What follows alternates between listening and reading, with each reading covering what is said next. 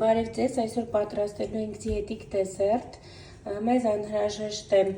1 կգ խնձոր և 100 գրամ ժելատին, իսկ եթե դիետա չեք պահում, կարող եք ավելացնել նաև շաքարավազ,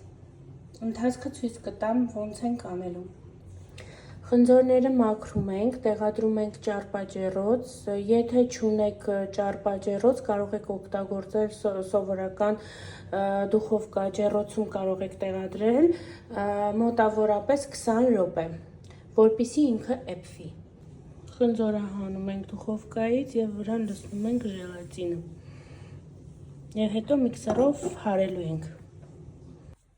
Հարում ենք այնքան, որ ստանանք մոտավորապես այս տիպի մասա,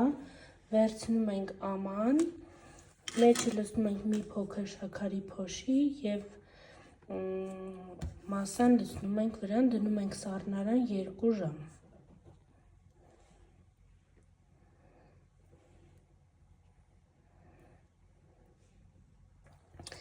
Երկու ժամից հետո ցույց կտամ